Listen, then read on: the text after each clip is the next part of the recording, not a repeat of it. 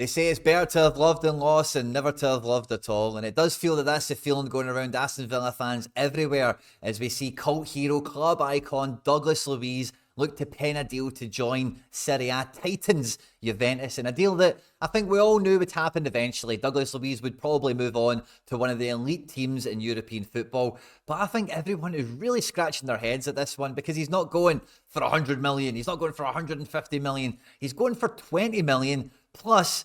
Aston Villa are getting Weston McKennie and Iling-Jr. And Aston Villa over the last couple of years, especially under Unai Emery and Monchi, have been really astute in the transfer market for bringing in undervalued players that really enhance their best 11 and overall the quality they've got in their ranks. And really, I don't think anyone is totally convinced that this is a deal that will be following in that vein. In the video today, we're going to be analysing the deal to see what is the impact on the Aston Villa squad, and maybe does this give them some sort of springboard into doing some more transfer business as the summer window goes on. At any point in the video today, if you do laugh, probably not, but if you learn or you like something, please do like and subscribe to the channel for more content like this, and get into the comment section in this one and let me know what you think about the deal. Is it a firm L, or is there maybe a silver lining to be had here? Does it maybe get to a W at some point? I'd be really interested to hear all the insight, the thoughts and the feelings of the Aston Villa fans that tune into the channel. And yeah, let's just get stuck straight into this one.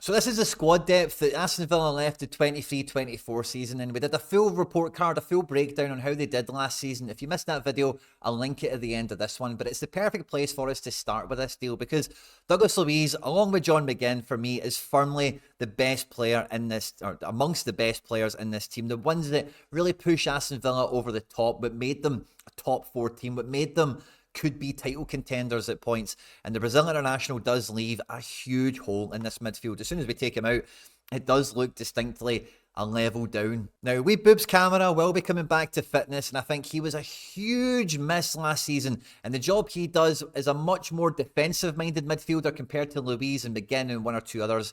There's not really anyone else in the team quite like him. So I think when he comes back into the team, maybe this big hole won't be quite as big. You know, he'll maybe fill up some of it. But with Tielemans, who was quite upset he wasn't always starting last season, I kind of feel that he's maybe the ready-made walk-in replacement that could be there in the team for Douglas Luiz, as well as summer signing Ross Barkley, who physically is very, very similar to Douglas Luiz. And the way he did play for Luton, actually very, very similar also. But again, a guy that I would imagine Aston Villa maybe deploy a little bit higher up the pitch, and I think that's probably what we all expect here. But they've been very consistent in their style of play and their tactical approach, and not having that linchpin player in here like Douglas Luiz, it is unavoidable just how big of a hole that is left here. Now, Weston McKennie, first and foremost, for what it's worth, I've seen a lot of over the last, I think, 4 or 5 seasons. For what he's done for America, playing for Schalke, playing for Juventus, and maybe somebody else, I forget.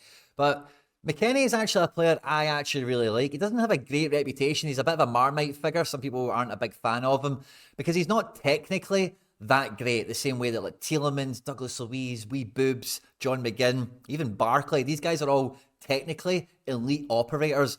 But McKennie is pure drive, is pure endeavour, and he's really, really similar to John McGinn in a lot of senses, but he will cover every blade of grass. You can really play him in a multitude of positions in this kind of tactical shape here. And I think he will be a significant player for Aston Villa. I think he will feature quite heavily, and you'll probably come to like him because he is a, you know, I wouldn't say he's a hero at Juventus, but he's definitely got a fan base there. He's a guy that really does leave it all out on the pitch there, won't pull any punches, plays for the badge, and he should really fit in with the likes of Tielemans, Barkley, McGinn, wee Boobs. I think he will be a good signing, but he's a huge downgrade on Douglas Luiz, and I don't think that quite makes up for that 20 million euros that's coming Aston Villa's way. And when I seen that Luiz was so close to leaving the club, I'm thinking about PSR, I'm thinking about financial fair play. They're going to get a big wad of Jack Grealish level money in, and then that will really lubricate them to go out into the transfer market and get some more elite level talent like they did in the last couple of windows with Diaby, Bailey, Boob Camara, Pau Torres, and, you know, maybe one or two others that they've picked up over the last couple of windows that escape me at the moment. I think McKennie is First and foremost, he's like, if we say Douglas Luiz is like an 8 out of 10, McKennie is a firm 6.5. You know, I think he can do a similar job to a good enough level, but he's definitely not the finished article, which does make me think that he's not going to be the guy that replaces, and I say that in air quotes, Douglas Luiz, but it's maybe going to be Barkley, or it's maybe going to be Tielemans. And once we get wee Boobs back into the fray, that maybe puts McGinn back a bit further up the pitch, because I don't think we get the best McGinn for Aston Villa when he is deeper in the engine room. I think we do a lot better for McGinn and Aston Villa when he is a little bit higher up the pitch. And then that just leaves McKennie to come in here with the likes of Ramsey, Barkley, or whatever, to rotate throughout the season, to cover for injury, to cover for suspension. And I think if that is McKennie's role, like, you will like him. He will be a good player, he will be a good addition, and he'll probably be a worthwhile asset to have. The other player that's coming into Aston Villa is Iling-Jr. Now, this guy has been playing like left mid or left wing back for Juventus in their 3-5-2 kind of system. But he has also played in, if you watch the matches, sometimes they've been 3-4-3, and he is a guy that can play in support of the attack. He's a very front-minded, attacking, left-sided player. But when I seen that he was included in the deal, straight away I thought this is an upgrade on Digne for sure, because Iling-Jr., I've not watched as much of him, so it's hard to give you a really comprehensive opinion on him or analysis or whatever. But a player like him in this left-back spot gives you a lot of the energy and a lot of the, forward attacking push that we've seen from Cash on this right-hand side here. But we have seen more and more that Konsa is preferred on the right-hand side, and to tuck in the back four into a back three alongside Big DC and Pau. And there's been more and more onus on Moreno, on Digne, and what will be, I think, Iling-Jr. to really bomb on an attack. And this could be a really shrewd pickup, because he has a little bit more of an unknown element. But the one thing I know about Unai Emery and Monchi is they don't buy players blind, and they don't, bring guys in that won't fit the system or they haven't done their homework on. So much as I believe that McKennie will be, he'll be set to fit into a role, to fit into his job in the team, and I think he'll pull his weight really well. I don't think he's going to be a player that will really surprise us, but I do think Iling-Jr. could be a really surprising player for how good he actually performs and the level increase that he really does give this left back spot, even if it is just competing with Moreno and Digne and keeping the level high.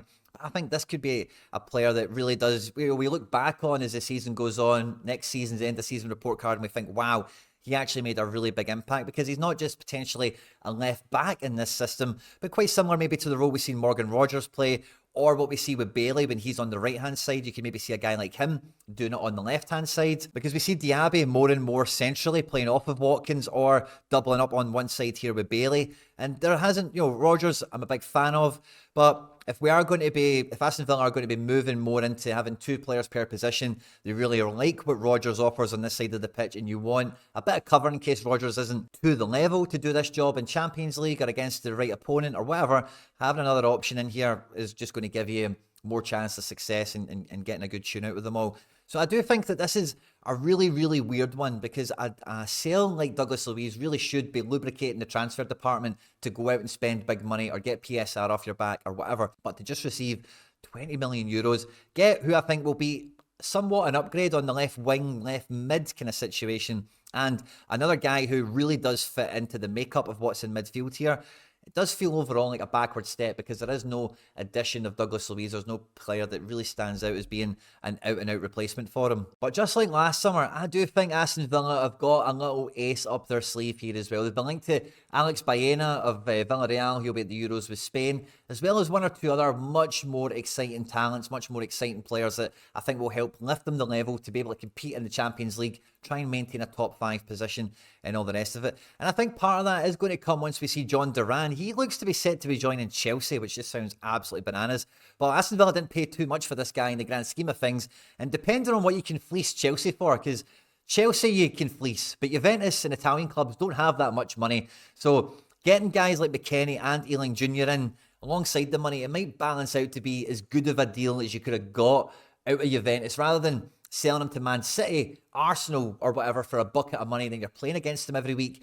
Get him into Italy, try and get as much value extracted from the deal as you possibly can, as well as getting some squad players from Juve come into your team to enhance your ranks. I think it might just be it's a deal that's convenient as much as optimal, But when Duran gets sold, and maybe there's another, kind of tertiary player here that might get moved on as well. But I think that could be the catalyst for seeing Aston Villa really splashing the cash. And really the only area of this pitch that is, like, now with Iling-Jr in here, alongside Mourinho and Digne, McKennie into this midfield, like I've mentioned a bunch of times already, like Aston Villa do have an abundance of good quality players in all of their core positions, lots of good quality depth there, except for centre-back and most notably in attack. And if we were to take John Duran out of this picture and then really look and think about what Aston Villa need and what they could do in the window, getting another high-quality striker in is going to make the biggest difference for them, as well as some extra defensive cover, because as we've seen with Mings being injured throughout the season, Chambers wasn't really up to much, but it puts so much pressure on these guys in defence to play every game, to be at their best for all occasions, whether it was Konsa with Pau or Konsa with DC, with Cash on the right-hand side, whatever it might be. I just felt that they were really kind of hamstrung in certain points, So I think the biggest upgrade that Aston Villa could have in this summer transfer window is now going to be some extra attacking reinforcements, specifically to cover Watkins. And can they get an extra defender in just to make sure they've got that Champions League level defence throughout as many games of the season as they possibly can when they are juggling playing in the Champions League group stage as well as at the weekends in the Premier League. So this is a deal that is definitely going to deflate a lot of Aston Villa fans, and I feel deflated for you because Douglas Luiz is an icon. He's a cult figure at the club, and he's a real symbol, as well as McGinn and a few others, of the recent success of Aston Villa. And I think he will leave himself with a heavy heart, and I'm sure you guys will all wish him the best in his further career at Juventus. But I wouldn't be giving up hope just yet. Like I say, Unai Emery and Monchi are very astute transfer operators, and the amount of times I've seen them sell a guy for a deal that doesn't look that great, and then the replacements they bring in actually exceed expectations and actually end up making the squad a lot better, I've actually lost count of, from Roma, Sevilla, Villarreal, all the teams that I've seen these guys operate in. But I don't think in this case it's going to directly be maybe a wee bit Iling-Jr and McKennie, but I think there will be another big summer transfer for Aston Villa that will make the difference and maybe make this deal make a lot more sense. Like I said earlier on, guys, I'll be really excited to catch the comment section on this one and see what you guys think about Douglas Luiz leaving for Juventus and seeing Weston McKennie and Iling-Jr, as well as 20 million euros, come into his place here.